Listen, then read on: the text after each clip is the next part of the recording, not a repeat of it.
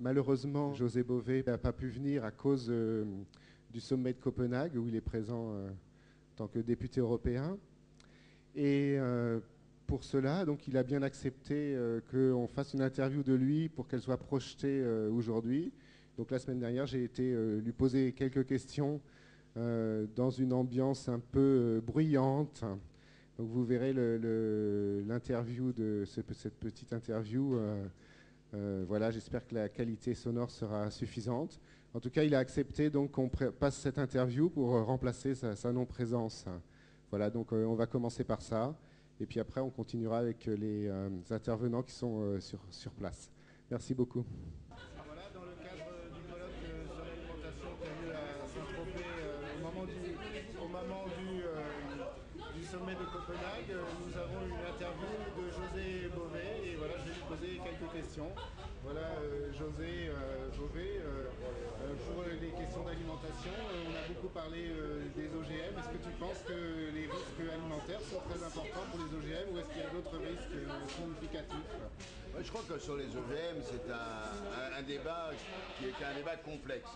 Il ne faut pas dire que les OGM c'est un petit problème facile à résoudre, non, c'est un problème très compliqué. C'est d'abord un problème scientifique. Aujourd'hui, le fait de rajouter un gène d'un organisme extérieur dans une plante, ça pose un véritable problème parce qu'on ne sait pas où cette modification génétique va se mettre et donc ça crée une situation complexe. Ça, c'est le premier élément. Deuxième élément, c'est qu'aujourd'hui, toutes les plantes OGM sont des plantes pesticides. Qui dit plante pesticide, c'est-à-dire où elles accumulent de l'herbicide, ou la plante elle-même est transformée en insecticide. Donc ça, évidemment, ça a des répercussions très fortes sur les plantes elles-mêmes, sur leur environnement, c'est-à-dire les micro-organismes du sol, sur les autres plantes qu'on retrouve dans les champs, et on peut éventuellement trouver ces modifications génétiques dans les cours d'eau. C'est ce qui a déjà été prouvé scientifiquement. Donc on a un vrai problème au niveau écologie, et ça n'a jamais été traité. Les conséquences environnementales des OGM de cette manière-là, aujourd'hui les scientifiques sont en train de les approcher, mais véritablement le bilan et les conséquences qu'elle peut avoir, aujourd'hui on n'en est qu'au tout début. Ensuite il y a le troisième niveau, la question santé. Sur la question santé, c'est un problème très complexe, parce que ce qu'il faut savoir, c'est que jamais il n'y a eu d'évaluation au niveau de la santé des OGM. Et ça, c'est un problème majeur qu'on reproche aux firmes et qu'on dénonce depuis plus de 10 ans. C'est-à-dire que les firmes n'ont jamais voulu admettre qu'il faille traiter les OGM comme des pesticides et donc faire des études longue durée, c'est-à-dire minimum de 2 ans, sur différentes espèces animales. Donc on est aujourd'hui dans une absence d'évaluation réelle des OGM, puisque les études qui existent, les seules qui existent, ont été faites par les firmes elles-mêmes, Monsanto entre autres, qui n'ont fait que des essais à court terme. Donc il faut véritablement aujourd'hui aller à l'évaluation à long terme. C'est ce que demandent tous les scientifiques pour qu'on sorte de cette logique aujourd'hui où les OGM sont traités comme n'importe quelle autre plante alors que ce sont des pesticides. Autre question, la question de l'alimentation de la population mondiale qui est actuellement très importante. Quelle agriculture pour nourrir les 10 milliards d'hommes qui se projettent dans les prochaines décennies? Alors là aussi, il faut faire attention quand on pose cette question, parce que si on dit effectivement il faut nourrir 9 milliards d'individus d'ici 2050, on va se dire il faut produire toujours plus, toujours plus. En réalité, aujourd'hui, déjà, on sait qu'avec la surface agricole qu'on a, on est capable de nourrir l'ensemble des habitants de la planète. Il est évident qu'à l'horizon de 50 ans, si la population augmente, il faut se demander où cette population augmente et quels sont les endroits où il faut qu'il y ait un véritable effort qui soit fait en matière agricole. Et là, toutes les réponses sont évidentes. C'est dans les pays où la population augmente qu'il faut qu'il y ait un véritable effort d'infrastructure et de possibilités de produire qui se fasse, c'est-à-dire notamment en Afrique, notamment en Amérique du Sud ou en Asie. Et donc l'effort doit être de permettre à ces pays ou ces groupes de pays d'avoir leur propre agriculture pour nourrir leur propre population. Je donne juste un exemple qui permet d'illustrer cela. Aujourd'hui, pour pouvoir produire l'élevage industriel en Europe, on importe l'équivalent de 22 millions d'hectares de soja en provenance d'Amérique du Sud. Eh bien, ces 22 millions d'hectares pour produire une alimentation de mauvaise qualité et qui est inutile, eh bien, permettrait de nourrir de manière beaucoup plus concrète la population sur place. Aujourd'hui, au niveau des pays du Sud, le vrai problème qui se pose pour pouvoir nourrir la population là où elle habite, c'est de permettre à ces économies, notamment africaines, de pouvoir protéger leur propre agriculture pour pouvoir la développer et que protéger cette agriculture contre la logique de dumping fait par les pays du Nord, par les pays industrialisés. Et c'est ça le grand enjeu, c'est de sortir l'agriculture de la logique du marché mondial parce qu'il n'y a aucune cohérence de dire que l'agriculture est une denrée comme une autre. Encore une autre question, ceci sur la malbouffe. On parle beaucoup de malbouffe, d'obésité qui deviennent une épidémie mondiale. Est-ce que c'est un problème de responsabilité individuelle ou est-ce que c'est une question plus sociétale ? Je crois que c'est à la fois une responsabilité individuelle parce qu'effectivement on est ce qu'on mange, ça c'est une première chose, mais en même temps c'est une cohérence par rapport à un projet économique, c'est-à-dire qu'aujourd'hui on voit que la bouffe industrielle, cette malbouffe, en fait c'est un moyen pour un certain nombre de firmes de faire de plus en plus d'argent. Donc par rapport à ça, il est évident qu'il faut remettre en cause le modèle agroalimentaire tel qu'il est, comment on le produit, comment on fait cette viande industrielle qui n'est pas bonne pour la santé, comment on fait par exemple du lait qui aujourd'hui un lait qui est trop riche en matières grasses parce que le mode d'alimentation soja, maïs crée un déséquilibre, donc y compris un problème sur le mode de production mais aussi sur le travail paysan. Donc tout ça, c'est une véritable révolution globale qu'il faut mettre en place en remettant en cause à la fois la façon dont les produits agricoles sont produits et aussi la façon dont la consommation est faite et comment l'agroalimentaire a fait main basse sur l'alimentation des personnes. Autre exemple qu'on peut citer et qui est connu de tous maintenant, c'est le poids du lobby du sel à travers l'agroalimentaire pour augmenter les doses de sel qui sont des vrais dangers dans l'alimentation et dans les plats préparés. Donc là, il faut remettre en cause et repartir sur une véritable hygiène sanitaire dans l'alimentation. Dernière question. Dernière question sur la PAC Objectif 2013, après la crise de 2008 et la hausse des produits, des denrées alimentaires et la crise du lait avec la chute des prix, quelle régulation peut-on inventer au niveau européen et peut-être au niveau d'autres ensembles mondiaux pour à la fois satisfaire les besoins des consommateurs et en même temps avoir des producteurs qui vivent de leur métier ? Je crois que là, aujourd'hui, on est face à... On est à un tournant. En 2013, on aura une nouvelle PAC. On a 4 ans pour la mettre en place. Plutôt que de partir d'aspect budgétaire, il faut partir des principes. Pourquoi on a besoin d'une politique agricole ? Pour organiser la souveraineté alimentaire, c'est-à-dire que l'Europe puisse nourrir sa propre population. Deuxièmement, pour produire des aliments de qualité. Troisièmement, pour qu'on ait une agriculture qui préserve l'environnement. Quatrièmement, pour que cette agriculture rémunère ceux qui travaillent, c'est-à-dire les paysans. Et cinquièmement, pour que cette agriculture n'aille pas détruire d'autres agricultures à travers le monde à partir du dumping organisé par les transnationales. Donc ce sont les 5 objectifs qu'il faut décliner et mettre en place des outils. Si on veut avoir une rémunération correcte des paysans et en même temps assurer l'alimentation sur l'ensemble des territoires, bien pour ça il faut des outils de maîtrise, il faut gérer l'offre et la demande et les mettre en cohérence. C'est-à-dire qu'il faut des outils collectifs au niveau européen et ensuite au niveau national avec une juste répartition de la production entre les paysans sur les différents territoires, que ce soit les territoires où les conditions agroclimatiques sont faciles, ou les conditions les zones difficiles, zones de montagne, ou zones arides, ou zones méditerranéennes, par exemple. Voilà. Merci à vous. José Bové, et pour cette interview très enrichissante. Merci à toi. Allez, salut.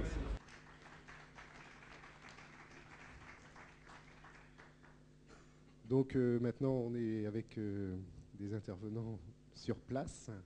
Je vais donner d'abord la parole à Monsieur Oudbin, qui est directeur de recherche à l'INRA et qui travaille sur les biotechnologies, surtout sur des modèles animaux. Ces travaux de recherche sont portés surtout sur des modèles animaux de biotechnologie. Et et c'est pour ça surtout qu'il est ici, il est expert donc à l'AFSA pour les questions de biotechnologie et les risques qui y sont liés. Donc voilà, je lui donne la parole. Merci. Bien, je vais regarder les diapositives qui vont arriver et je vais vous parler des OGM, mais délibérément pas des techniques qui sont un peu buvables, ni non plus des aspects socio-économiques, faute de temps, mais surtout faute de compétences. Donc je vais vous montrer le principe par rapport à la sélection classique.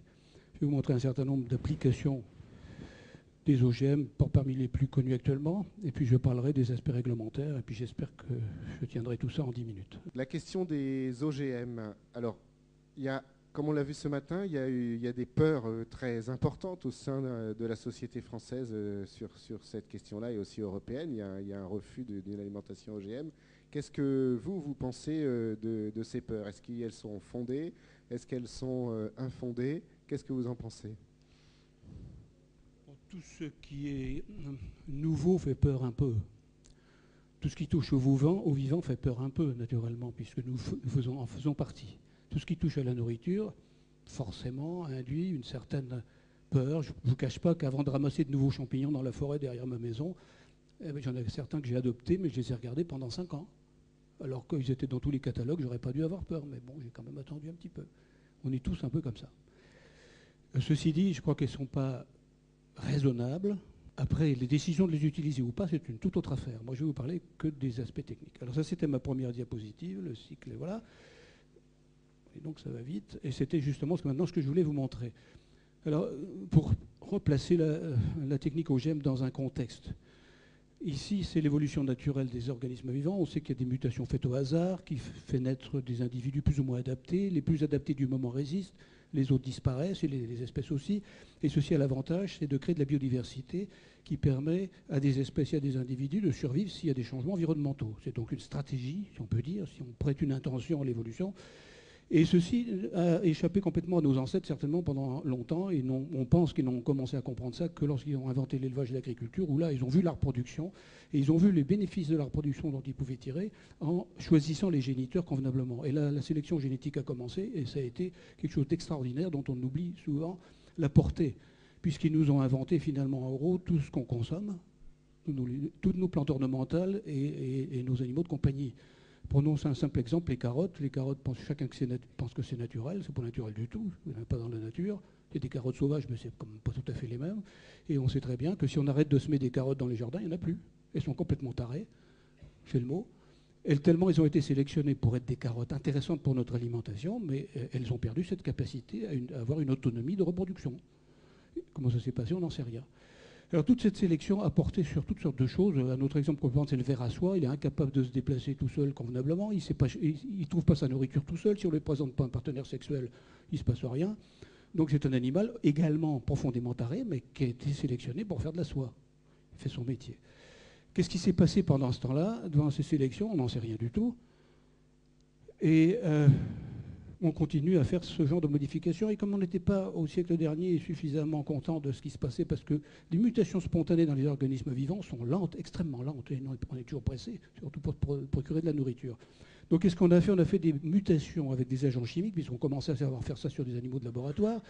Et à l'heure actuelle, je suis bien informé, il y a 2500 plantes homologuées qui sont éventuellement dans nos assiettes, qui ont été obtenues comme ça. Alors ça consiste en quoi? On prend une plante à un moment où il convient, on fait agir dessus des mutagènes chimiques, ça mute n'importe quoi, on trie ce qu'il y a derrière, et puis on prend ceux qui ont un caractère intéressant, puis les autres on les jette. Qu'est-ce qui s'est passé dedans? On n'en sait rien. Combien de gènes on a muté? On n'en sait rien. Est-ce que ça a muté des mauvais gènes? On n'en sait rien.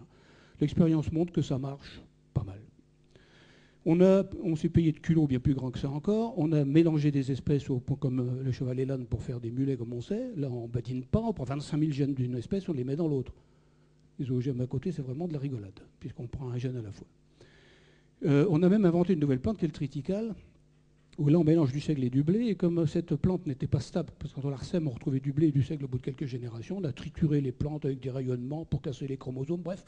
Une fois que ça a été fait, il y a quelques lignées qui ont survécu et qui étaient du triticale comme celui d'origine, et donc on l'a appelé une nouvelle espèce, on a mis ça dans les champs, puis c'est tout.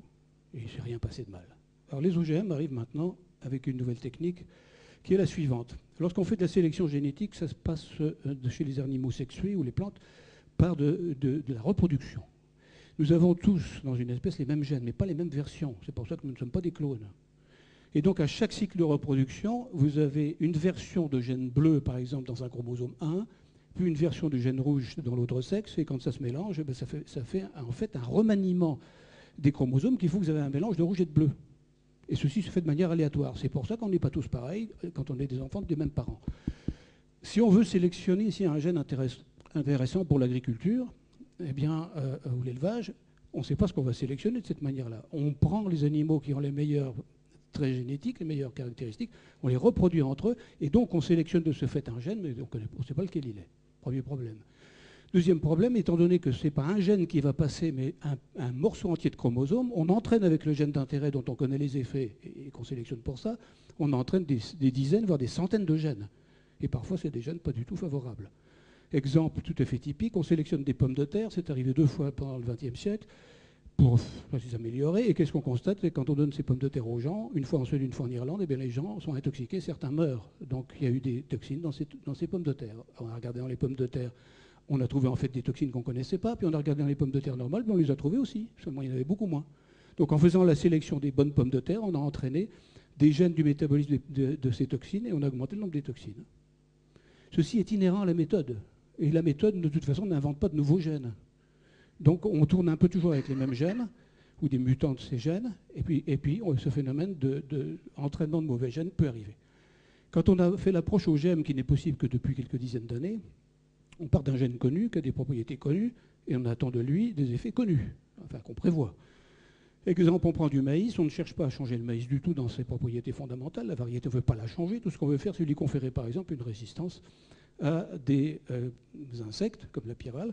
On prend donc un gène de résistance qu'on est allé chercher dans une bactérie qu'on connaît très bien, et qui contient pas mal de toxines contre les insectes, et on insère le gène dans un chromosome, et une fois qu'on l'a inséré, il reste définitivement, il transmet la descendance, on peut faire des croisements et répandre cette mutation partout. Donc on n'a rien changé au maïs, on a justement conféré ce gène intéressant. Alors peut-être juste à ce niveau-là, une des problématiques qui s'est posée, c'est par rapport à le morceau de gène qu'on introduit dans le transgène. Souvent il y a eu en tout cas pour le maïs Monsanto qui a été l'objet de polémiques sur son autorisation en France, on s'est penché sur les morceaux en plus du gène d'intérêt, donc les résistances aux antibiotiques, les vecteurs, les promoteurs, etc. Parce qu'en fait, la combinaison, l'événement génique, comme on dit, n'est pas simplement le gène d'intérêt, mais toute une combinaison de choses qui, en plus, s'introduisent dans le chromosome à des places un peu aléatoires, et donc on perturbe aussi le fonctionnement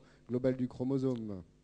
Oui, tout ça est théorique et est examiné assez en détail, très en détail même. Les premiers OGM, les gens ont laissé des graines de résistance à des antibiotiques, dont il a été montré, et il y a des bouquins entiers publiés là-dessus, qu'ils n'avaient aucune capacité réelle de se transmettre à des bactéries du sol ou des bactéries de l'environnement ou des bactéries de l'intestin. Donc la présence de ces gènes de résistance à des antibiotiques, l'impact est considéré comme négligeable. Cependant, dans les commissions, nous demandons que ces gènes soient supprimés le plus possible. Donc les premiers OGM ont encore ça, les derniers ne les ont plus parce qu'ils ont compris le message. La position dans le génome, effectivement, les techniques actuelles ne permettent pas de savoir, de décider à quel endroit on va mettre le gène. Mais il nous permet parfaitement de savoir où il est. Non seulement on sait où il est, mais on peut faire exactement sa structure chimique et la structure des bordures. Et on sait pertinemment si ce gène qui s'est introduit au hasard, au départ, est rentré dans un gène de la plante et a pu perturber la plante. Et on regarde la plante avec tellement de détails que tout ce qui serait suspect, je montrerai une diapo là-dessus, est pratiquement éliminé. Donc c'est dans le futur qui n'est pas lointain, on placera les gènes où on veut. Ce qui, à mon avis, ne changera pas tellement les problèmes de sécurité, car le vrai problème de la transgénèse reste quand même de mettre une protéine étrangère, puisqu'on ajoute quelque chose dont on ne peut jamais prévoir tous les effets. Dans le vivant, celui qui pense prédire tous les effets, c'est vraiment un petit rigolo. Alors, lesquelles de ces deux techniques sont les plus risquées? Les deux sont à faible risque, et les deux sont de risques à peu près identiques. Je dis bien en tant que technique fondamentalement. Maintenant, évidemment, les risques peuvent venir des gènes qu'on met dedans. Si vous voulez à tout prix sélectionner des pommes de terre enrichies en toxines, ben vous allez y arriver. Sans difficulté, vous allez faire des désastres, évidemment. Si vous mettez ici un gène de toxine dystérique, ça, il est certain que n'importe qui ou animal ou plante qui va manger ça va mourir. Mais ça, c'est pas de l'agriculture, c'est du travail expérimental éventuellement, mais pas plus.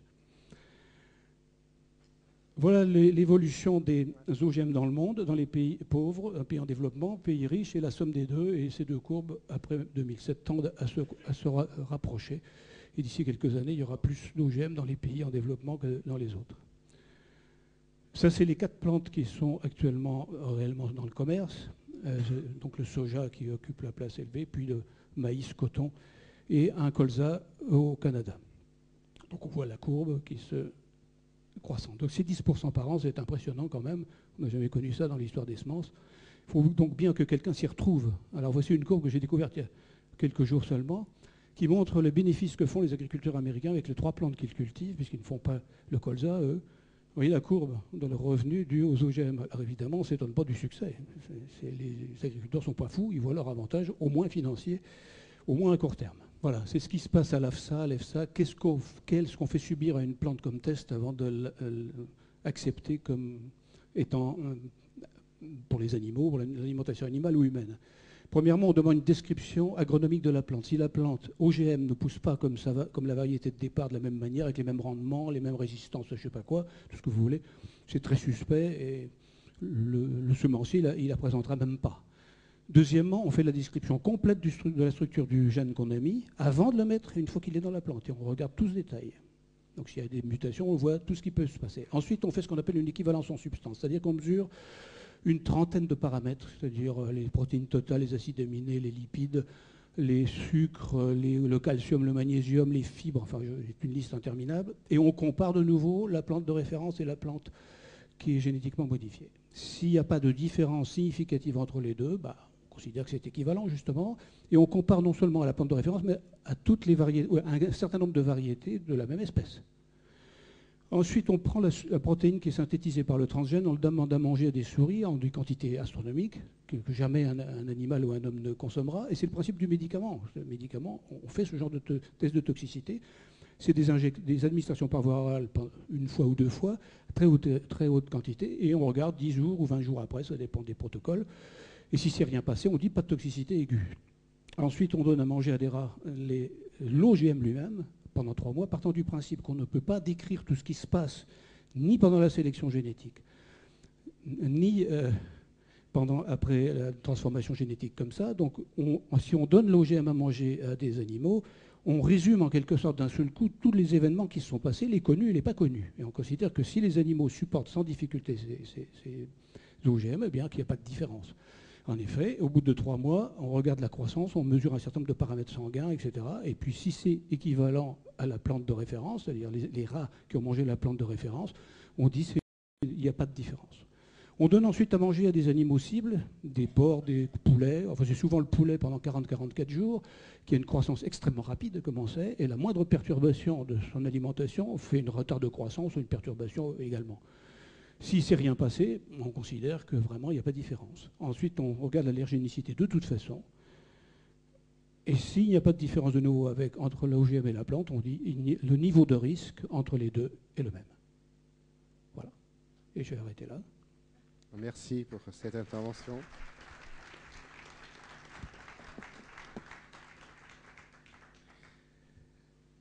Alors, là, on était dans la transformation des plantes. Une partie des risques, on a vu hier dans le film, une grosse partie des risques liés aux pesticides et aux herbicides, donc aux produits chimiques.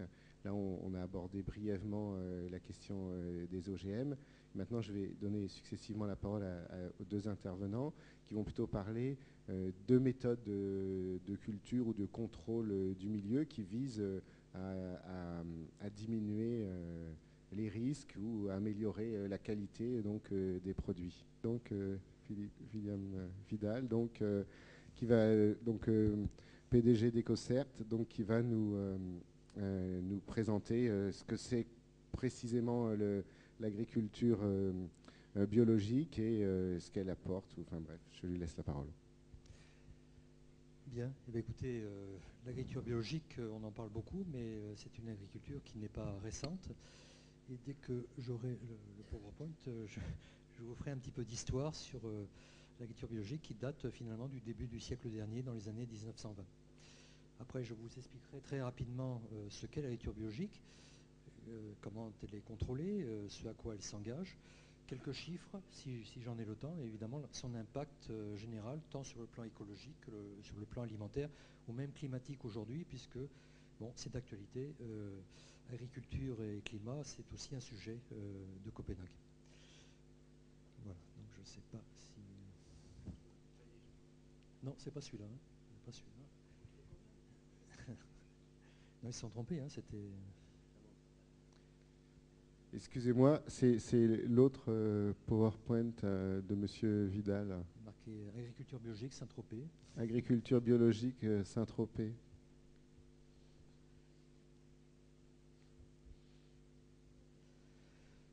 Bon, deux mots pour disons, faire passer certaines informations. Bon, l'agriculture biologique, c'est une agriculture qui a été, disons, initiée en réaction à un système d'intensification de l'agriculture conventionnelle.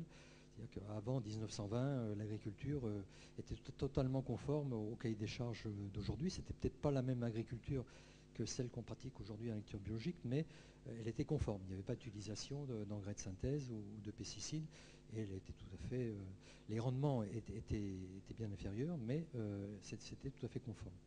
Donc c'est en réaction à cette intensification que des personnes, dès 1920, en Allemagne, en Amérique, en Angleterre et même en France, se sont interrogés sur les façons de continuer autrement l'agriculture et de ne pas suivre cette intensification, que ce soit au niveau agricole ou au niveau agroalimentaire, dans la transformation des produits.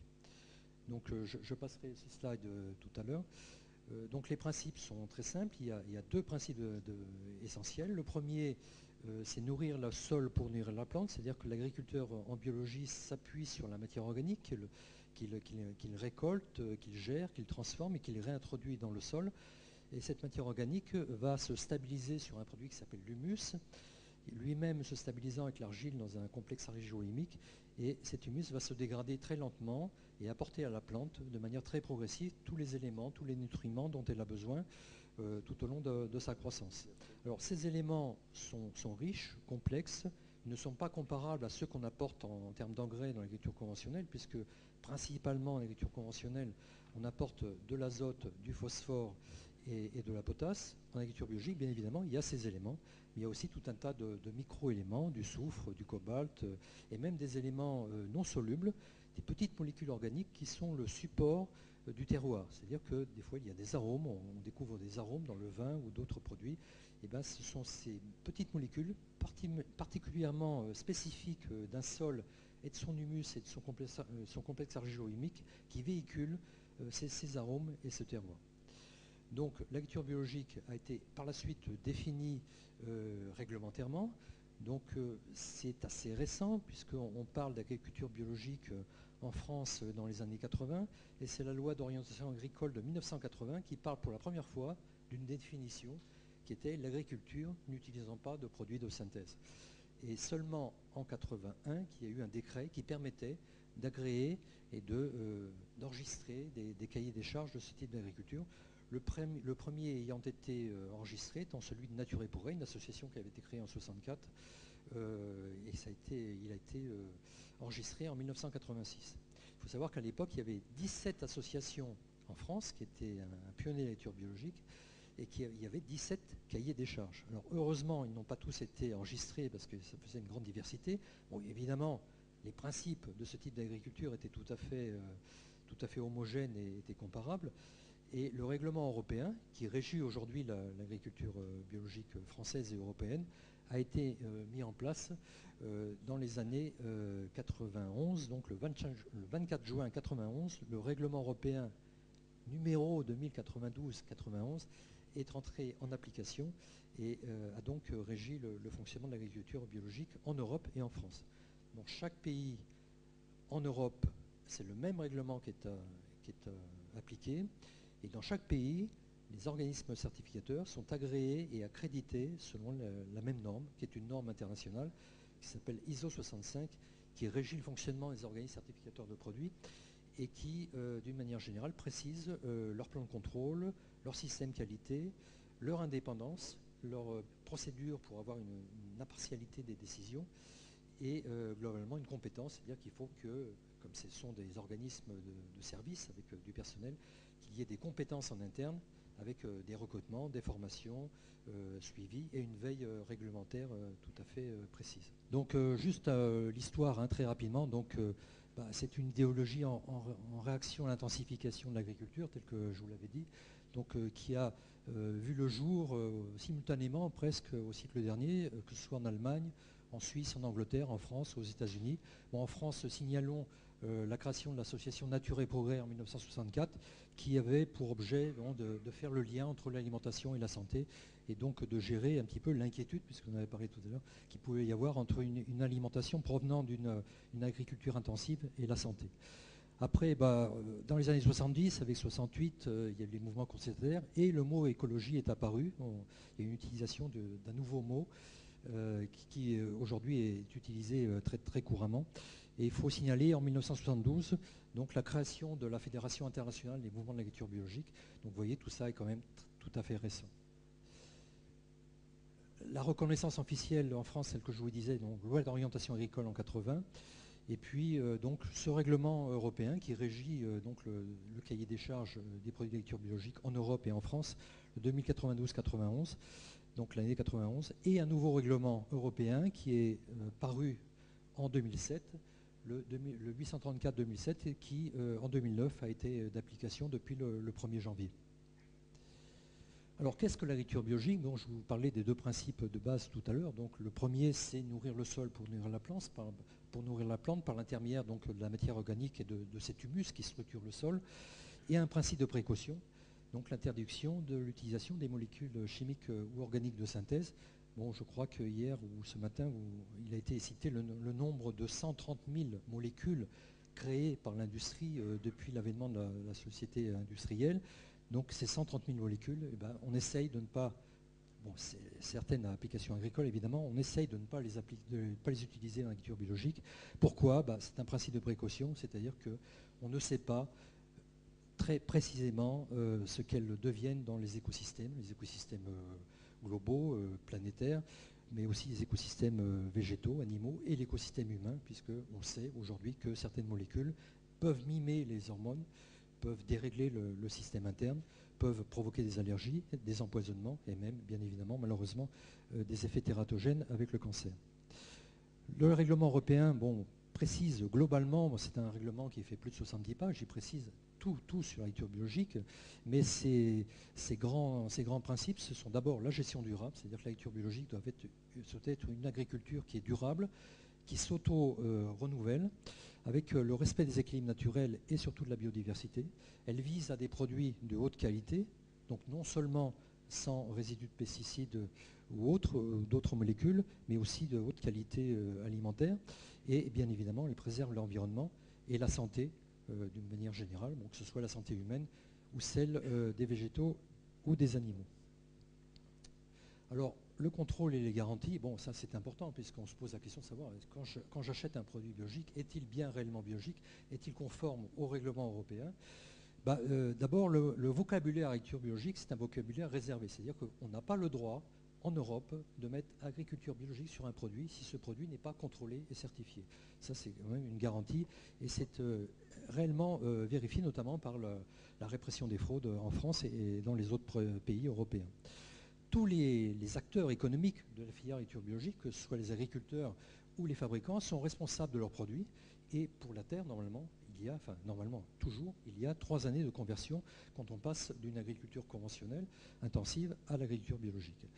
Les produits bio sont contrôlés et certifiés par des organismes certificateurs à toutes les étapes de la production, c'est-à-dire qu'à chaque fois que le produit soit transformé, conditionné, distribué, il est contrôlé. Et bien évidemment, même les produits importés sont contrôlés de la même façon. Et en plus, ils sont contrôlés à l'arrivée en Europe ou dans les pays européens. La définition dans le nouveau règlement, c'est qu'un produit bio, même s'il est transformé, doit avoir plus de 95% d'ingrédients bio.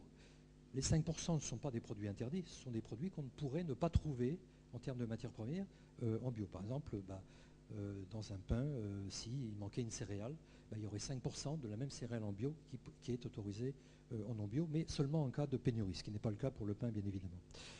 Et les contrôles sont effectués sur site tout au long de cette filière. et plusieurs fois par an, que ce soit chez l'agriculteur ou chez tous les fabricants, stockeurs, distributeurs ou autres. Et bien évidemment, il y a des analyses. Ces analyses cherchent à traquer les produits interdits, soit qu'ils viennent de l'environnement, soit qu'ils aient été utilisés, soit par erreur, soit intentionnellement, par les acteurs économiques de la filière. Les organismes de contrôle, ils sont agréés par les pouvoirs publics de chaque pays européen. Et en France, c'est l'Institut national des origines et des signes de qualité qui agrée les organismes certificateurs.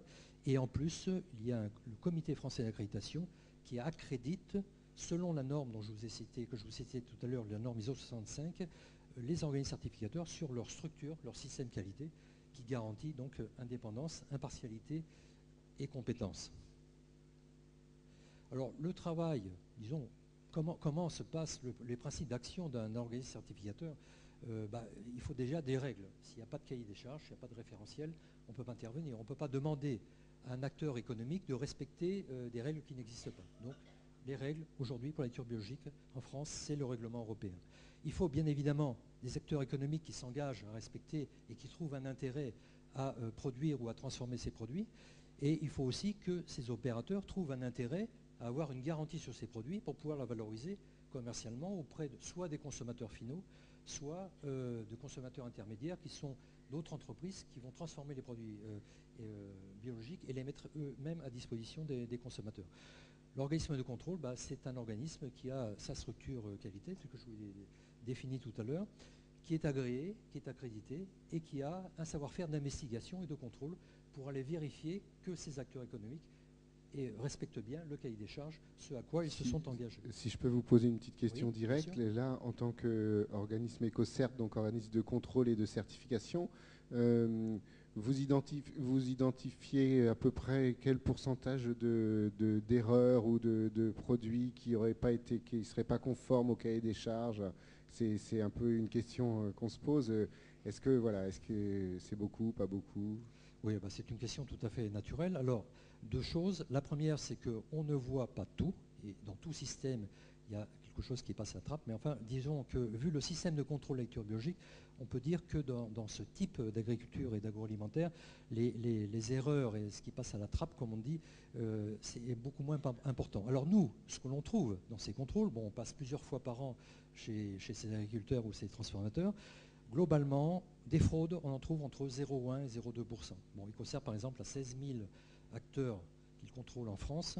Il y a à peu près entre 30 et 40 fraudes volontaires qui ont été découvertes et donc qui amènent jusqu'au retrait de licence. C'est-à-dire qu'on interdit à cet opérateur pendant 1 an de vendre ou de produire et de vendre des produits de lecture biologique.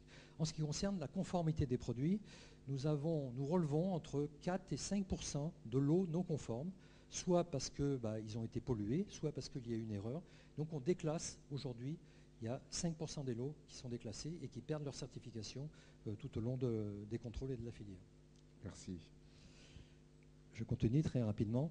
En volume, comparé aux 100 millions d'hectares cultivés de manière avec des OGM dans le monde, on a seulement 33 millions d'hectares. Ce sont les chiffres 2007. On doit être en 2009 à peu près 35-36 millions d'hectares cultivés en agriculture biologique.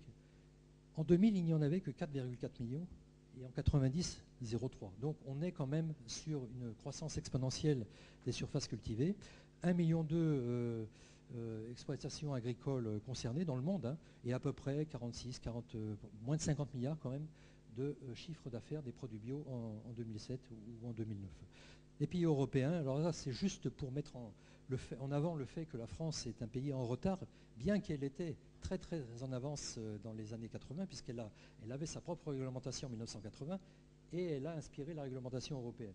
Et bien, en Europe, c'est l'Autriche qui est en tête avec 19% de sa surface agricole utile en agriculture biologique, 17% pour l'Italie, 14% pour l'Allemagne, 12% pour l'Espagne, et seulement cette année, je pense qu'on va arriver à 2,3% pour la France. C'est triste parce que la France, premier pays agricole européen, n'a que 8% des terres de l'Europe en bio. Enfin, ne constitue que 8% des terres de l'Europe en bio. Très rapidement, la consommation. En 2008, la consommation en France avait augmenté de 25%. L'augmentation s'est tassée un petit peu en 2009. On parle de 15 à 17%, ce qui représente entre 2,6 et 2,8 milliards d'euros de chiffre d'affaires. 30% des produits bio, évidemment, puisqu'on ne produit pas beaucoup, est importé. C'est-à-dire qu'on consomme beaucoup en France, mais on importe beaucoup. Alors que, par exemple, l'Espagne produit beaucoup et exporte beaucoup parce qu'elle consomme peu sur son territoire. 44% des Français ont consommé au moins un produit bio au moins une fois par mois en 2008. 76% considèrent que l'agriculture biologique est une solution d'avenir face aux problèmes environnementaux. On verra tout ça fait après, avec vos questions. 95% les consomment pour préserver leur santé, 86% pour préserver l'environnement. Et aujourd'hui, ça c'est assez récent, ça date d'une dizaine d'années, 72% des produits sont achetés dans les grandes surfaces et seulement 24% dans les magasins spécialisés type Biocoop. Vous avez peut-être entendu parler de Biocoop ou d'autres, La Vie Claire ou autres.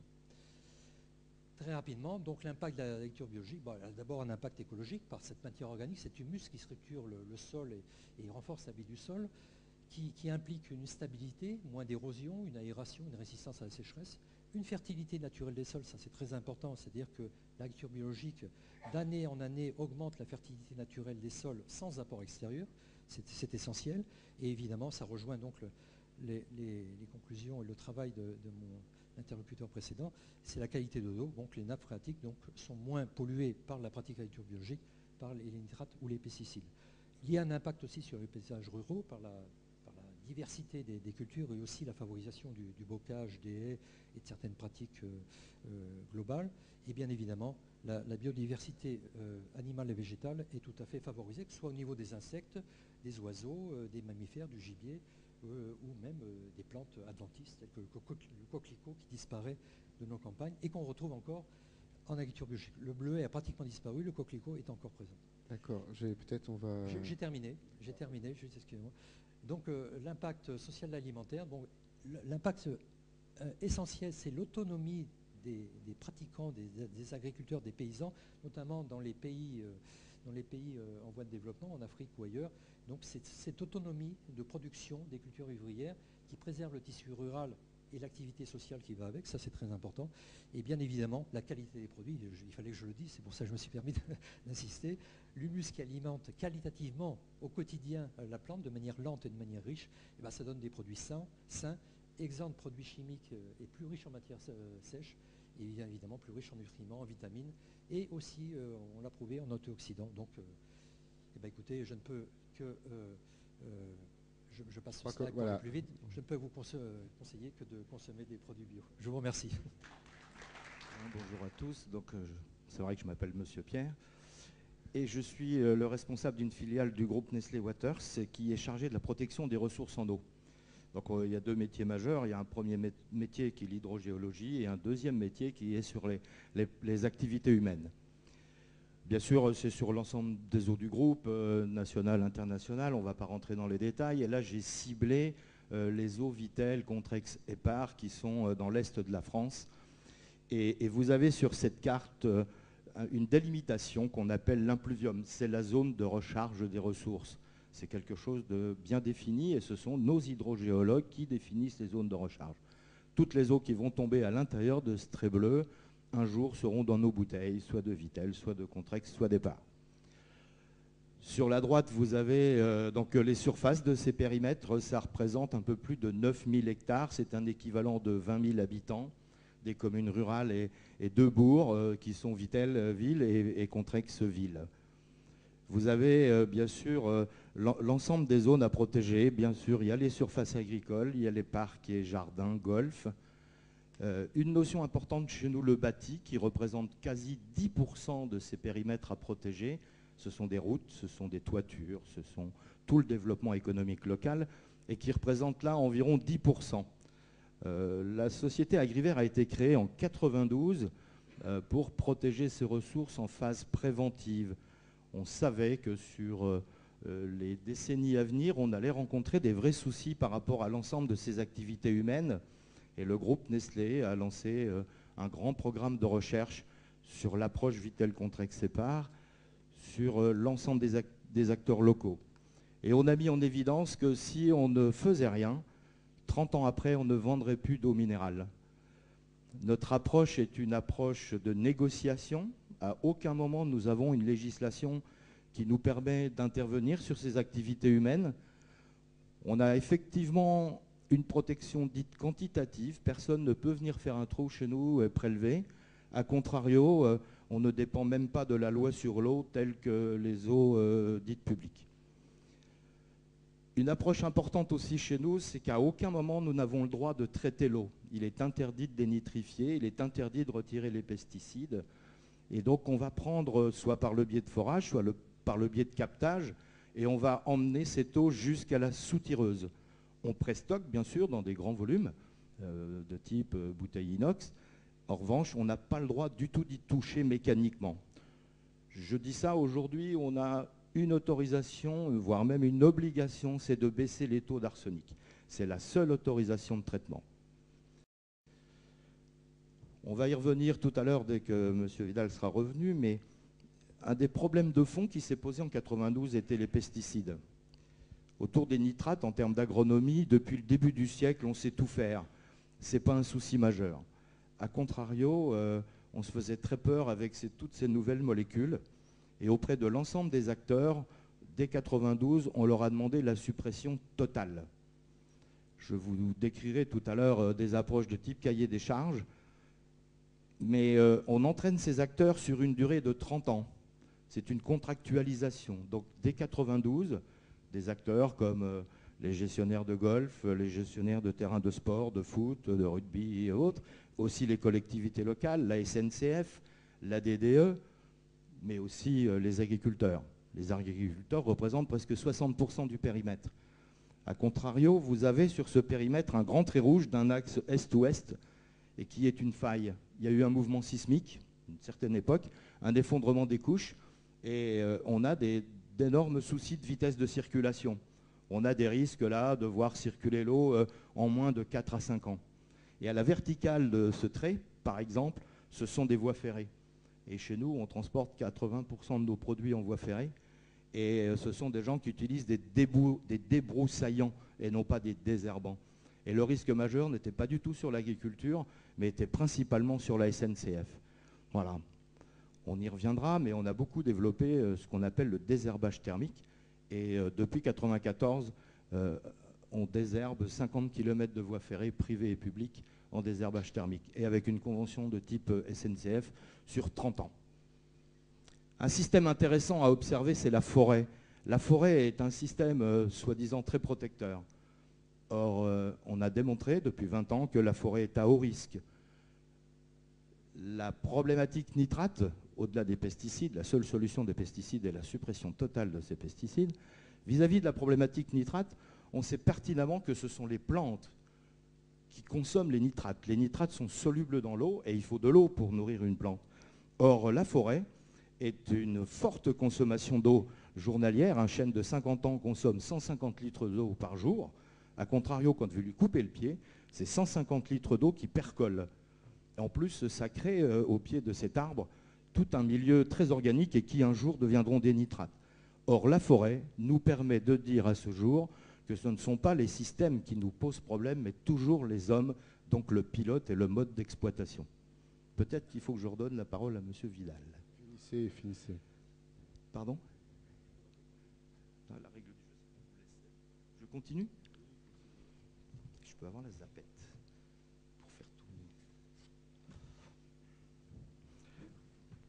Voilà, donc une des choses élémentaires sur ces périmètres, c'est qu'effectivement, on va travailler avec l'ensemble des acteurs. Mais on s'est défini aussi des objectifs. On s'est défini comme objectif de qualité d'eau qui circule sous le système racinaire. C'est-à-dire qu'on est ce qu'on appelle en subraracinaire, c'est en gros 1,50 m de terre. C'est le seul capteur restera la plante. Au-delà de ça, ça ira dans nos bouteilles. Et on s'est défini comme objectif pour garantir une mise en marché, c'est qu'effectivement dans cette eau, il y a 0 phytosanitaire et que sous les racines, on est moins de 10 mg litre de nitrate. Dans Vittel, on est à 4 mg en 1992 et on veut à tout prix le préserver. Et on montrait qu'on allait passer la barre des 30 au bout de 30 ans. Les agriculteurs sur le périmètre de Vittel, Épar et Contrex sont des agriculteurs conséquents. C'est tous des gens qui gèrent environ 600 000 litres de quota laitier, de volume de lait. Mais ce sont aussi des gens qui gèrent à peu près 400 hectares et qui utilisent une culture qui est arrivée chez nous dans les années 82-83 et qui nous pose des problèmes de fond, la culture du maïs. On est dans l'est de la France, le maïs ne sert qu'à nourrir les animaux. Or, l'ensemble de ces exploitations-là ont besoin d'azote et d'énergie pour produire du lait. On l'a dit tout à l'heure, la vache produit du lait. Pour produire du lait, il faut de l'énergie et des protéines. Or, les systèmes de culture ne produisaient que de l'énergie. On leur a demandé de supprimer la culture du maïs, qui est hautement énergétique, et de la remplacer par des protéines qui sont les luzernes. A contrario, on a décidé de les aider à conserver leur potentiel de production. Ce sont des agriculteurs dits intensifs. Donc je ne vais pas détailler le cahier des charges, simplement retenez deux choses, c'est que c'est une approche système, on va dans des raisonnements approfondis et non pas au système de culture, mais par exemple les agriculteurs qui s'engagent avec nous sur 30 ans s'engagent le lendemain de la signature à ne plus du tout utiliser de phytosanitaires. Nos activités, je ne vais pas rentrer dans les détails, mais ce sont bien sûr des activités majeures autour dit de la lutte biologique, de la biodiversité. On interdit, et par exemple l'agriculture biologique s'autorise de mettre des insecticides de type naturel, comme le pyrètre, la roténone. A contrario, on travaille sur la chaîne alimentaire et il est interdit chez nous d'utiliser même les molécules naturelles. On fait aussi énormément de gestion des déjections animales qui sont la source des apports majeurs des matières organiques et fertilisantes. Et on est passé dans une phase de compostage. Aujourd'hui, on protège 92% des surfaces sur l'impluvium de Vittel et 85% sur Contrex, donc avec un engagement long terme. On travaille bien sûr à l'échelle du territoire où on a, suite à tous ces engagements, une deuxième phase qu'on appelle la phase de développement des 10 années prochaines. C'est une notion importante pour nous, la gestion durable de l'eau. Je reviens à la problématique urbaine. Aujourd'hui, 10% des eaux se sauvent de nos périmètres. Tout est récupéré, les eaux de toiture, les parkings vont dans les ruisseaux et on nous dit qu'un jour ça revient par des nuages. Or aujourd'hui, on travaille sur la recharge des nappes grâce à des nouvelles approches. On travaille beaucoup sur le retour de ces acteurs, en particulier le zéro phyto, intéresse énormément le groupe Nestlé. On a pu développer par exemple 200 hectares de vergers de pommes qui servent aujourd'hui à nourrir les purées pour bébés, les purées de pommes pardon, pour bébés. Et on travaille beaucoup sur la valorisation laitière et en lait maternisé en zéro phyto. On retrouvait des traces d'atrazine, quelqu'un l'a dit tout à l'heure, l'atrazine c'est un désherbant du maïs dans les graisses et bien sûr dans le lait des animaux. Dans le mot gestion durable à l'échelle du territoire, on voit bien ces notions de prévention des inondations, c'est quelque chose de nouveau aussi, qui n'est pas uniquement lié à Vittel, c'est des nouveaux champs de compétences qu'on est en train de développer sur l'ensemble de nos ressources. Et on a aussi ce même problème sur Perrier. On a aussi des spécificités, on a des piscines, on a des thermes et on a donc des eaux qui sont dites chlorées et qui posent énormément de problèmes, en particulier dans les stations d'épuration qui travaillent en méthode biologique. Et on travaille maintenant sur des gestions avec l'assainissement des communes en phytorémédiation. C'est le traitement par les plantes où on produit de la biomasse et on fait de la réinjection dans les nappes aussitôt. Sur le développement alimentaire en particulier, je vais faire court, hein, le reste c'est de l'énergie. On commence à relancer aujourd'hui en valorisation, non pas agriculture biologique, mais en circuit court. Ce sont des nouveaux modes de développement où l'ensemble des productions locales vont être mis à disposition, bien sûr, on l'a dit, des cantines, des écoles, mais aussi Nestlé fait par exemple plus de 2000 repas jour pour ses salariés sur le site et on va réutiliser l'ensemble de ces produits avec ce cahier des charges. Voilà, merci de votre attention. Merci.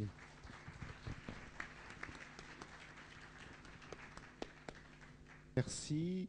On a débordé un petit peu sur le temps et donc je vais vous passer la parole à la salle. Peut-être moi j'aurai d'autres questions aux intervenants. Et je vais vous demander d'être très bref dans votre question pour qu'on puisse entendre le maximum de personnes, pour que chacun ait l'occasion de s'exprimer.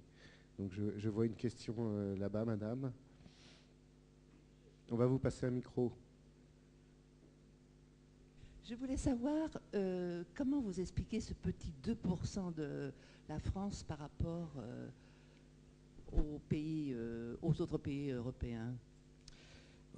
Essentiellement par un manque de volonté politique et, disons, une profession agricole qui était très, très allergique, si je puis dire, à ce type d'agriculture. C'est-à-dire que l'agriculture biologique, d'abord, s'est positionnée en disant on ne fait pas ci, on ne fait pas ça, et en décriant peut-être un peu trop l'agriculture conventionnelle, parce qu'il fallait avoir une approche positive à l'époque, et aussi parce que, on a eu une image passéiste, l'agriculture biologique a eu une image passéiste, retour à la bougie, etc., etc.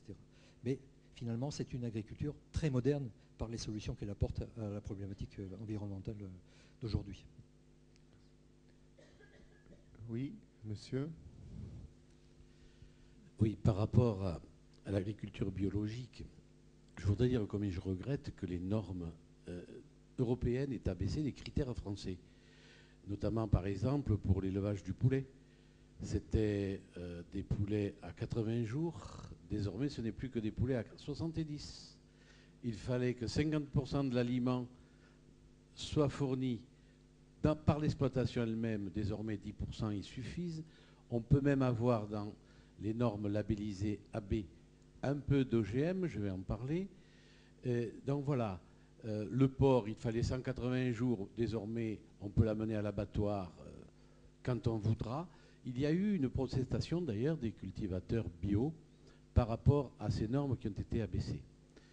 J'avais d'autres interventions, c'est par rapport à Nestlé. J'ai vu il n'y a pas très longtemps un film qui s'appelle We Feed the World. Ce n'est pas nous abreuvons le monde, c'est nous nourrissons le monde, qui est un film, je crois, d'origine autrichienne et que je recommanderais à l'assistance, sur le rôle de Nestlé à travers le monde par rapport à l'aliment. Lorsque je vois les périmètres de protection pour l'eau minérale, je me prends à rêver que ce soit étendu à l'ensemble des territoires, parce qu'il y a un très grand danger, à savoir, nous protégeons simplement des périmètres très particuliers, mais ailleurs on laisse pourrir. Et évidemment, nous consommerons d'autant plus de l'eau minérale qu'ailleurs ce sera complètement pollué. Je voudrais dire aussi à Nestlé, puisque je suis du département du Gard, que dans la région nîmoise, nous avons la joie d'avoir la source Perrier, et qui appartient à Nestlé Water France, et poser la question, auparavant, il y avait une verrerie dans laquelle on mettait cette eau en bouteille. Désormais, pour des raisons d'exportation par avion de manière plus légère, cette eau va dans des bouteilles plastiques qui, on l'a dit tout à l'heure, exposées au soleil, peuvent dégager des phtalates produisant des stérilités. Quelles mesures pourrait-on adopter pour éviter cette plastification de nos eaux? Voilà. Et puis, il faut qu'il y en ait un peu pour tout le monde. Au niveau des OGM, j'ai vu tout à l'heure un éloge de Malthus, à savoir on mange bien, on se reproduit plus, etc. La faim nous menace, etc. Pour moi, les problèmes alimentaires ne sont pas d'ordre de générosité de la nature. Je crois qu'elle est capable de fournir bien plus et pour bien plus de gens. Par contre, ce sont des problèmes politiques, de manque de souveraineté alimentaire notamment, qui font qu'il y a 1 milliard d'êtres humains, pratiquement tous d'anciens paysans, qui crèvent de faim. Et donc, sur les choses GM, bien sûr, nous avons eu une démonstration scientifique, mais moi, je la relie tout de suite au politique et à l'économique. C'est vrai que si on a vu le film « Le monde selon Monsanto » de Marie-Monique Robin, on peut s'interroger. Par exemple, moi, je sais que les paysans, chez moi, ne font pas d'OGM. Par rapport à l'amygale, il suffit non pas d'un produit pesticide pour l'éliminer, il suffit simplement d'une rotation, de ce qu'on appelle un assolement, et qui fait que, voilà, en plus, on a le sorgho qui peut, sans beaucoup d'eau, remplacer avantageusement ce maïs. Mais je crois savoir qu'en Inde, par exemple, on est en train d'en revenir de l'OGM coton. Et même aux États-Unis, et même dans les plantations monsantoisées, je crois savoir qu'il y a des plantes désormais qui, par le seul fait de la rémanence de la nature, résistent au désherbant, alors que le maïs je vais vous continue. couper pour que Voilà. les intervenants puissent... Donc répondre. voilà, j'aimerais porter un petit peu de contradiction et que ça remue, si tu veux. Oui. Oui, Une en ce qui réponse brève à cette question longue. En ce qui concerne votre question, je vous félicite parce que vous connaissez bien le règlement européen qui est assez complexe. Bah, si vous voulez, je suis le premier évidemment à déplorer dans le nouveau règlement ces petites facilités de production. Il faut bien voir que le règlement européen aujourd'hui se discute à 27 et le résultat d'un consensus au niveau de l'Europe avec des lobbies, etc., etc.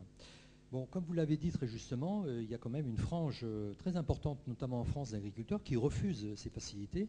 Et vous savez, un poulet de 70 jours, il n'a pas le même goût qu'un poulet de 80 jours ou de 90 jours. Donc c'est aussi aux consommateurs là-dessus de faire la différence. Juste une petite précision en ce qui concerne les OGM. Il n'est pas autorisé d'OGM en agriculture biologique. Il est malheureusement possible de rester biologique malgré une pollution externe, mais qui ne doit pas excéder 0,1% qui est le seuil de détection. Voilà. Donc, globalement, je pense que les principes fondamentaux du nouveau règlement sont préservés, tous ceux que j'ai expliqués, c'est évident.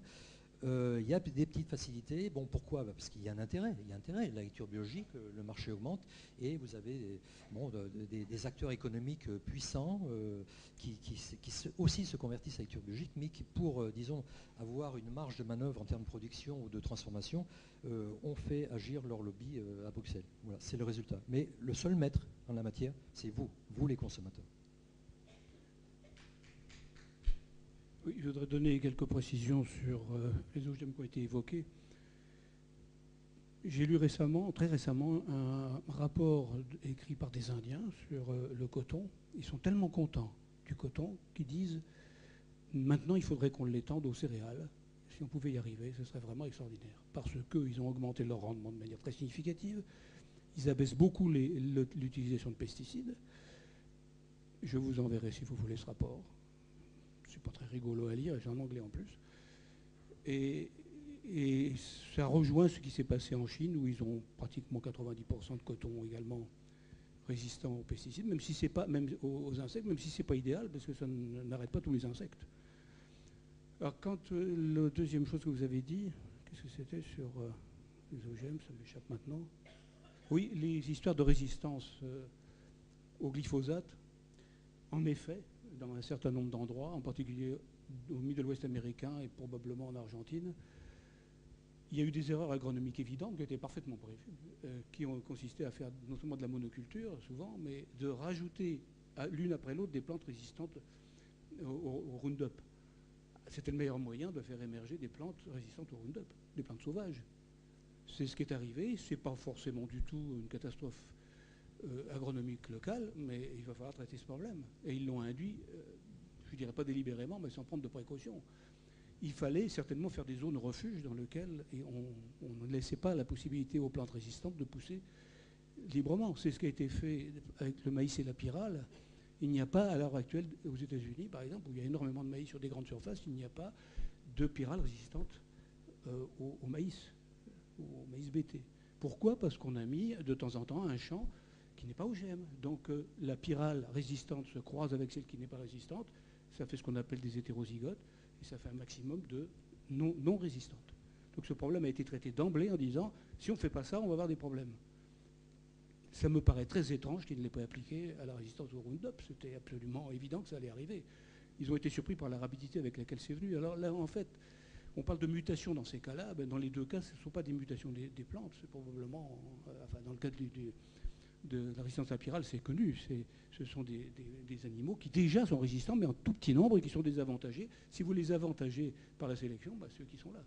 Donc c'est une erreur agronomique qui aurait pu très bien arriver d'ailleurs aussi bien avec des plantes obtenues par sélection. Ce n'est pas l'OGM en tant que tel, c'est vraiment un problème agronomique derrière.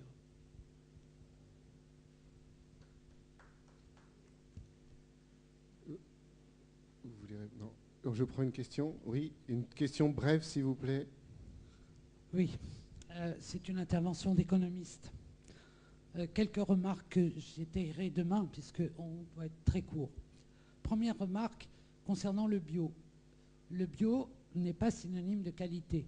Il faut le dire, le savoir et traiter cette question. Deuxième remarque, on a parlé de phytoremédiation.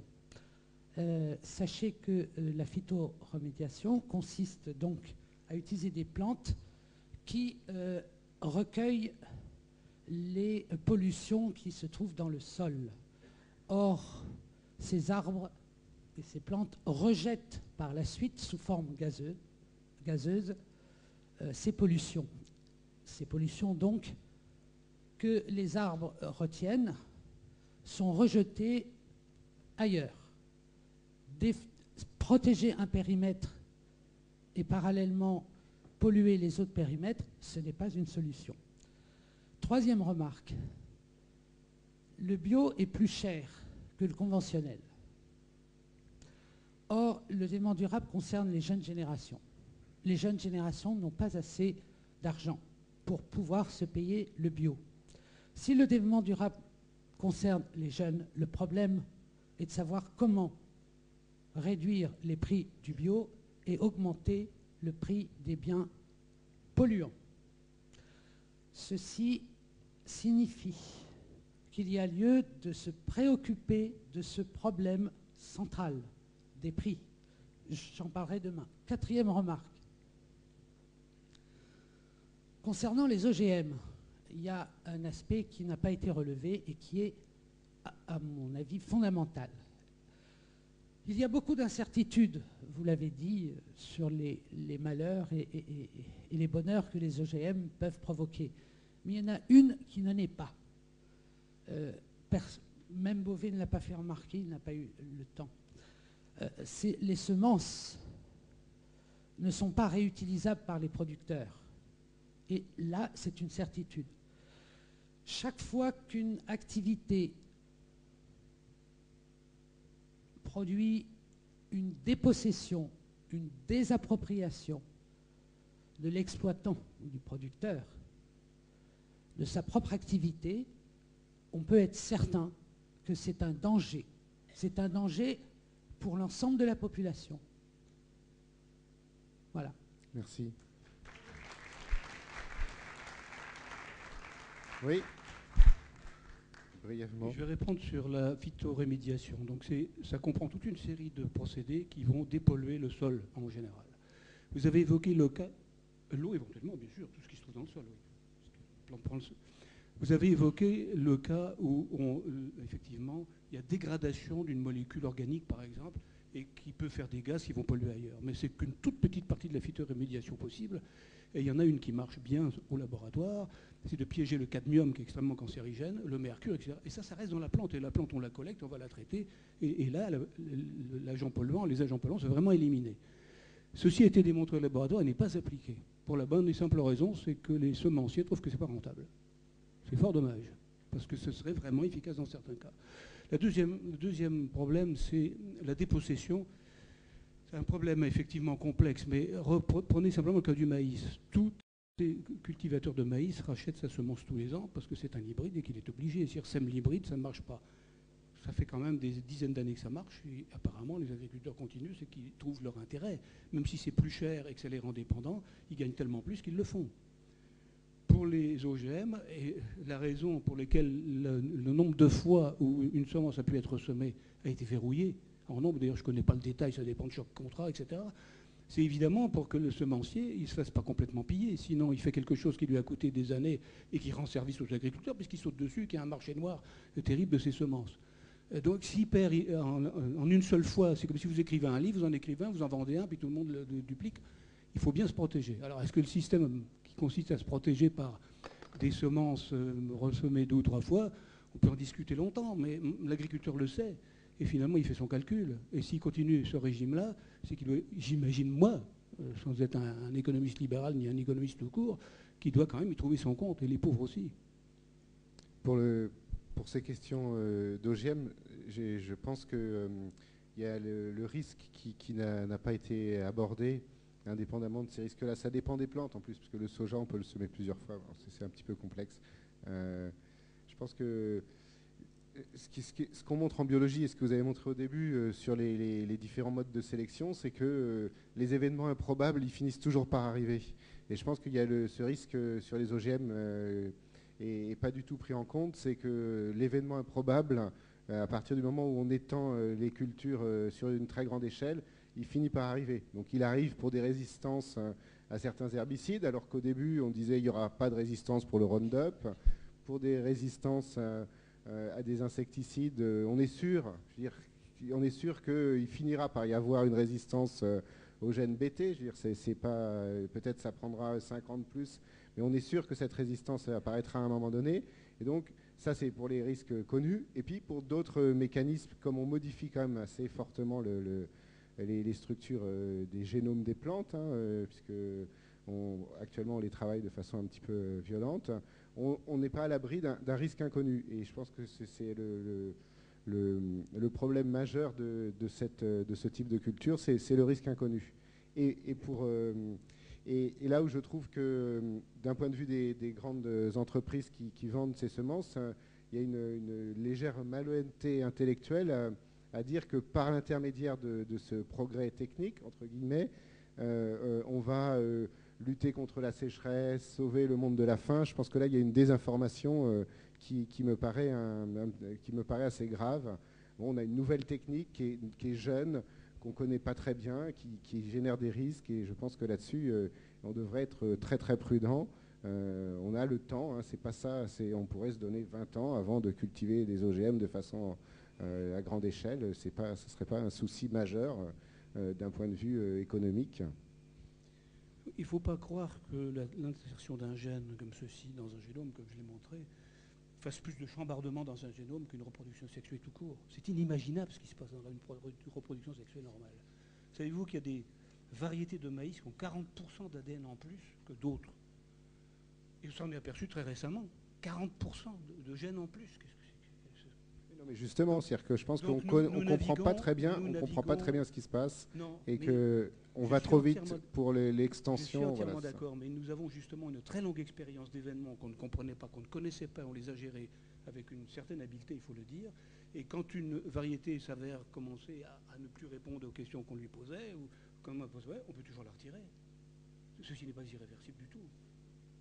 Quant ce que vous avez dit sur la propagande, qu'on allait résoudre tous les problèmes comme ça, un de mes collègues, à propos des herbes qui résistent au Roundup, qui est un agronome, lui, a dit nous avons là quelque chose qui ne remet pas l'OGM en cause, ou l'approche OGM en cause, mais nous avons une manifestation de l'arrogance de l'industriel qui n'a même pas donné de conseils pour utiliser ces plantes résistantes au glyphosate. Je redonne la parole à... Oui, pardon. D'abord à ce moment-là. Parce que monsieur a très justement mis en avant la qualité des produits biologiques et leur prix. Vous savez, la qualité des produits biologiques, c'est comme partout. Il y a de mauvais professionnels et de bons professionnels. Il y a deux aspects. Il y a un aspect pratique, c'est-à-dire que quelqu'un qui conserve mal un produit, il va moisir. C'est pas parce qu'il est bio qu'il ne va pas moisir ou autre chose. Et puis, il y a la transposition d'habitudes conventionnelles avec des nouvelles variétés, de nouvelles espèces qu'on veut. Une golden, même en bio, elle est moins bonne qu'une pomme traditionnelle. Un poulet intensif de 70 jours est moins bon qu'un poulet à croissance lente et de vieille variété, une vieille espèce de 90 jours. Donc effectivement, l'agriculture biologique n'est pas garante d'une qualité à 100% puisqu'il y a d'autres facteurs. Mais disons, c'est son but et elle met tout en place pour que puissent s'exprimer ces zones de qualité. En ce qui concerne le prix, effectivement, c'est un problème assez important qu'il faut prendre en compte. Je suis entièrement d'accord avec vous. Le problème de fond, c'est que l'agriculture biologique, il y a deux aspects. Il y a l'aspect du prix en tant que tel. L'agriculture biologique ne met pas en avant, n'est pas comparée à armes égales avec l'agriculture conventionnelle. Parce que l'agriculture biologique apporte au niveau de l'environnement et de la santé humaine un gain qui n'est pas quantifié et qui est évidemment payé dans le prix de l'agriculture biologique. En conventionnel, les effets dévastateurs de certaines pratiques agricoles ou les effets délétères de certaines molécules chimiques, de pesticides et autres, ne sont pas pris en compte. Donc comptabilisons de la même façon l'agriculture biologique et l'agriculture conventionnelle, et on verra si l'agriculture biologique est toujours chère. Maintenant, il ne reste pas moins que dans les faits, les produits bio sont plus chers. Alors là, il y a un autre aspect qui rentre en ligne de compte, c'est que trop souvent, on veut calquer son alimentation classique sur l'alimentation biologique. Bon, si on mange beaucoup de viande, on veut manger beaucoup de viande biologique, et effectivement, elle est beaucoup plus chère, etc. Je crois que si on fait une révolution, si on va vers l'agriculture biologique, il faut se faire une révolution alimentaire aussi globalement. Il faut peut-être cuisiner un petit peu plus, il faut peut-être jouer beaucoup plus sur les légumineuses pour les protéines, faire des associations, etc. etc. Donc c'est un problème d'éducation aussi, et évidemment un problème de comptabilité au niveau économique. Mais vous avez parfaitement raison, aujourd'hui c'est un sujet à résoudre. Oui, je voudrais, s'il vous plaît. Je pense qu'il y a une chose, monsieur spécialiste EGM, que vous n'avez pas évoquée, c'est la spéculation. Monsanto est une firme qui spécule sur le vivant. Ça a été évoqué, et ça c'est une évidence. J'aimerais aussi que vous m'expliquiez, je n'ai pas bien compris, quand vous faites la comparaison entre le mulet et les OGM. Je ne comprends pas. Le mulet est issu d'un creusement absolument naturel entre un baudet et une jument, et le mulet représente aujourd'hui quelque chose d'extraordinaire sur notre planète. Le mulet a aidé l'homme depuis très longtemps. Il a aidé l'homme d'une façon incroyable. Et le mulet est un animal remarquable, issu d'une reproduction absolument naturelle. Or, que je sache, les OGM passent par la main de l'homme, par les labos de Monsanto. Maintenant, vous parlez du bien-être des agriculteurs qui sont ravis, qui s'enrichissent avec le maïs. Je ne pense pas que ce soit le cas en France. Vous savez dans quel état est l'agriculture française? L'agriculture française vit sous perfusion grâce à des subventions scandaleuses de la PAC. Bon, je vais répondre par la dernière question. Je ne connais pas l'économie de ces choses-là. Je ne suis même pas agronome, donc je ne peux pas aller bien loin. Ceux qui cultivent du maïs, qui ont cultivé celui qui a été autorisé pendant un certain temps, disent qu'ils gagnaient 100 € par hectare et qu'ils voyaient les coccinelles revenir dans leur champ. Bon, je répète ce que j'ai entendu, je ne cultive pas de maïs. Quant à maintenant l'appropriation par Monsanto, il est évident qu'avoir une entreprise aussi dominante dans un secteur aussi clé que celui-là n'est malsain. Mais pourquoi il est malsain? On pourrait reprocher à une entreprise d'avoir très bien travaillé, tu vois, fait un certain nombre de bons produits. On n'avait qu'à en faire autant pour mettre une compétition. Or, en Europe, on a tout détruit au lieu de le construire. Et je vous signale que quand même, de plus en plus, d'abord, Monsanto n'est pas la seule entreprise. Il y a quand même Bayer, il y a quand même Syngenta, Pfizer, qui font des produits aussi, beaucoup moins, mais qui commencent à se réveiller. Et on apprend que les Chinois ont une trentaine d'OGM à eux-mêmes, qu'ils ont fait chez eux, et qui viennent d'autoriser un riz résistant à une bactérie dont ils sont apparemment très contents, au moins sur le papier, pour le moment, ou dans les laboratoires. Alors, l'histoire du baudet, etc., attendez, c'est pas naturel, parce que si c'était naturel, l'espèce aurait été créée spontanément. Le blé, vous savez peut-être, c'est un mélange de 3 plantes qui s'est fait à l'insu de l'homme, ça s'est fait tout seul. Parce que là, il y a eu des croisements possibles et qui ont été stables. Le colza, c'est un mélange de 2 plantes, on les reconnaît très bien. Le baudet, on l'a forcé, c'est pas naturel du tout. Quant à la proposition de dire que ça passe par la main de l'homme, donc c'est ignoble, alors là, moi, excusez-moi, mais j'ai appris quand même par l'histoire que quand l'homme commençait à maîtriser une technique, on le notait, on parlait de l'âge du fer, l'âge du bronze, etc., que c'était plutôt la noblesse de l'homme, de par son intelligence, de maîtriser une technique qui pouvait lui rendre service. Alors le fait que ça passe par l'homme, pour moi, n'est pas une condamnation, c'est plutôt intelligent.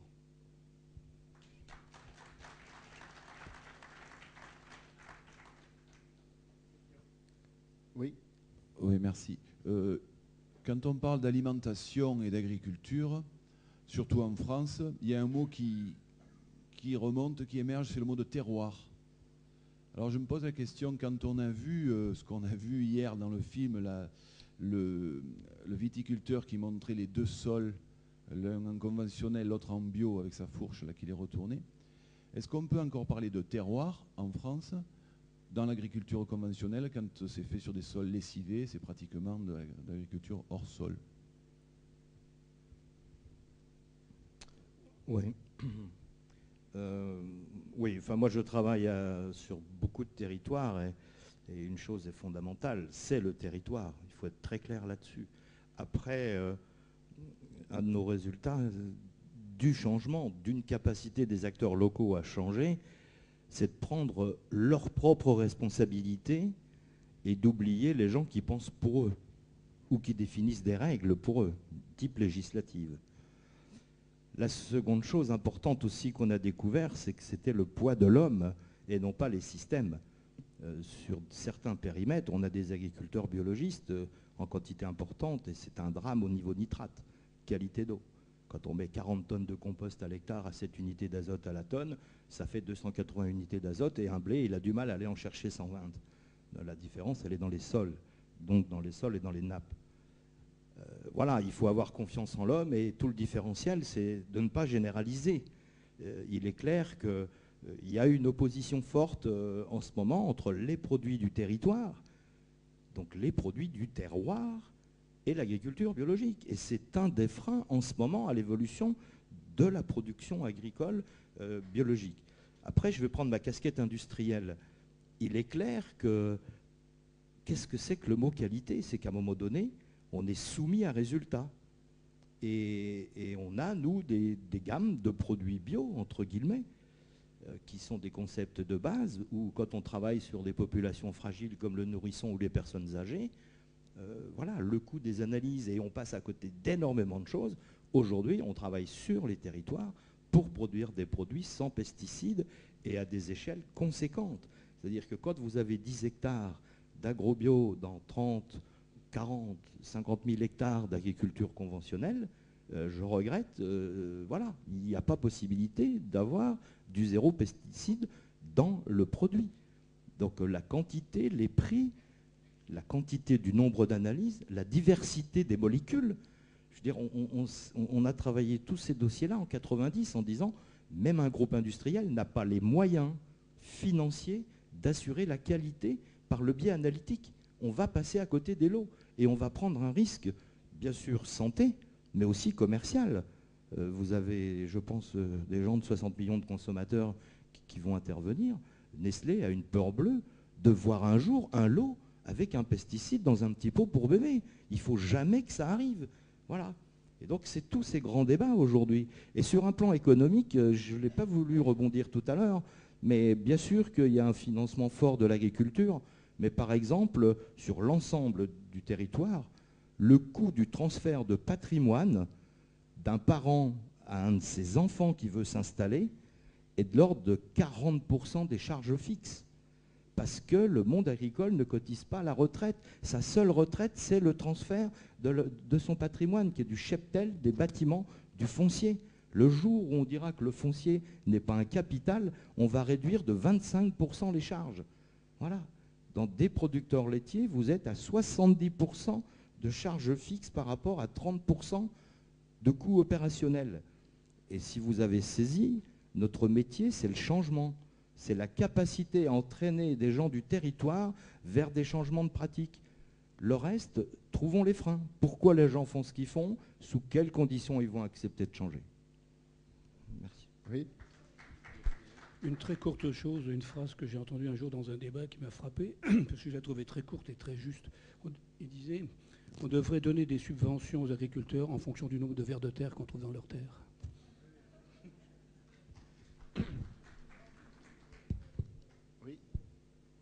Sur les subventions, je crois que dans les pays occidentaux comme la France, il n'y aurait plus d'agriculteurs s'il n'y avait pas de subventions. Et la PAC subventionne les agriculteurs, beaucoup français, mais aussi européens. Je crois que la Grande-Bretagne n'a pratiquement plus d'agriculture. C'est un choix qu'a fait la Grande-Bretagne. Ma question, c'est pourquoi la PAC ne favorise-t-elle pas plus le bio en subvention? On l'a dit, il y a un problème de prix, il y a un problème de coût. Et si on veut arriver à être plus biologique, il faut inciter les agriculteurs via des subventions. Oui, ça a été le drame de l'agriculture biologique française. C'est-à-dire qu'on affectait les mesures agro-environnementales plus sur l'irrigation et le maïs que sur, comme en Italie, sur la conversion à l'agriculture biologique. Donc ce sont des choix politiques, bien évidemment. On ne peut pas dire qu'il n'y avait pas d'outils par le biais des mesures agro-environnementales pour favoriser le bio, mais ça n'a pas été fait en France. On voit le résultat. En Italie, il y a 10-12 ans, on a mis le paquet et on a près de 50 000 agriculteurs biologiques. En France, on est à peine à 15-16 000. Voilà. Oui, d'accord, mais les mesures agri-environnementales, c'est des mesures choisies par chaque pays, et d'ailleurs qui peuvent être différentes dans les différentes régions de chaque pays. Et donc c'est là où le choix était différent entre les pays. Oui, il y a une subsidiarité qui était posée. Maintenant qu'il y ait au niveau européen des aides ciblées sur ce type d'agriculture, bien évidemment, c'est souhaitable. Et aujourd'hui, ce n'est pas suffisant, bien évidemment.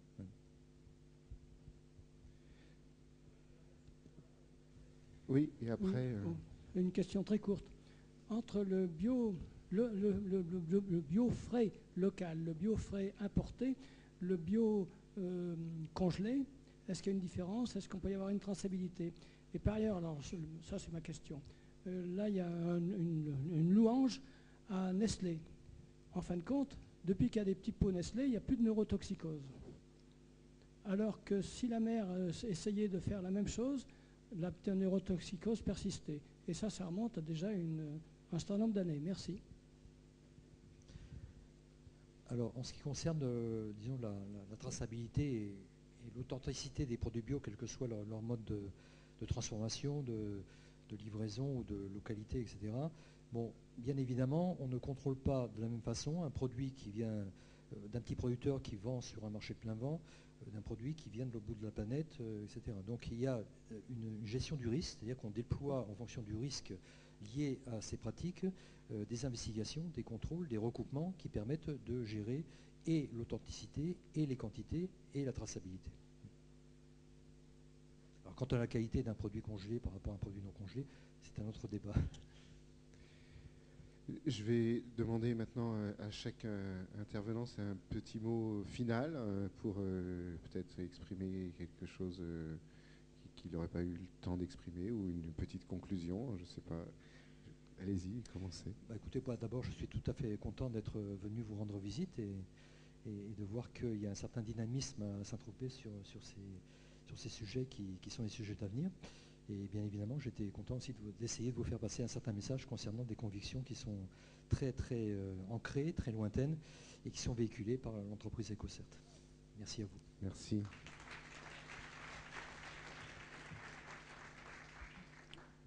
Bon, moi, je ne reste pas vraiment étonné de l'attitude générale contre les OGM, qui sont considérés comme quelque chose d'un peu diabolique, ce que je ne comprends pas, puisque nous, biologistes, quand cette affaire a commencé, que ce n'était pas dans la main des industriels, on s'est dit, enfin, on va faire quelque chose de propre. Enfin, on va faire quelque chose de plus écologique. Ce qui est le cas. Le coton BT est plus écologique que ce qui se fait en semant des pesticides.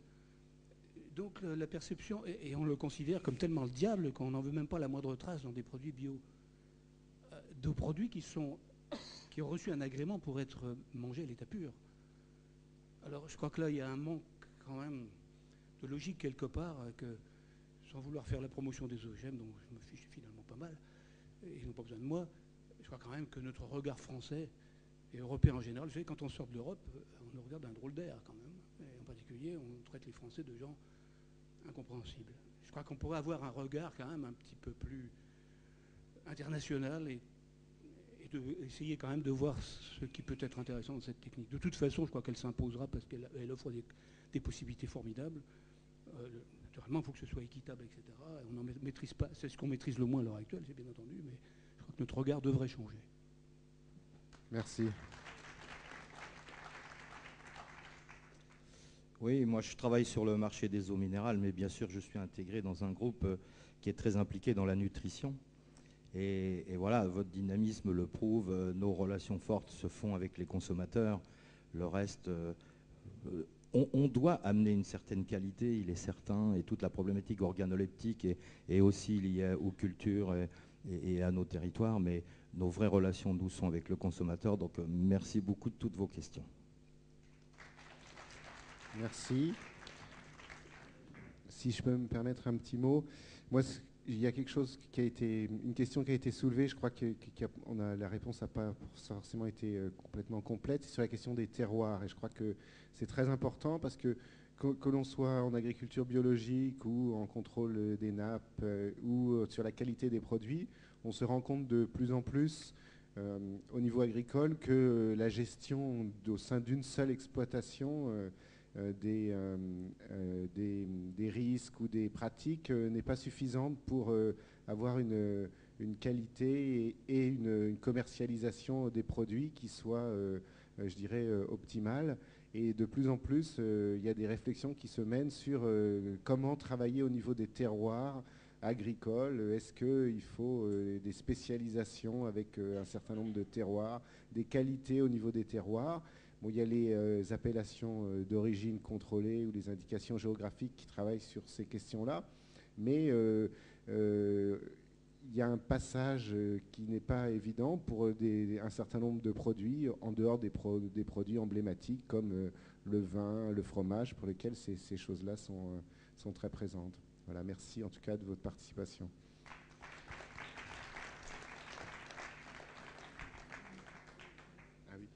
Et voilà. Et donc cet après-midi, on reprend à 15h pour une table ronde où on va parler de l'alimentation et de santé au quotidien. On va quitter l'aspect agricole et on va revenir sur ce qui se passe dans nos cuisines et dans nos assiettes. Voilà. À cet après-midi. Merci.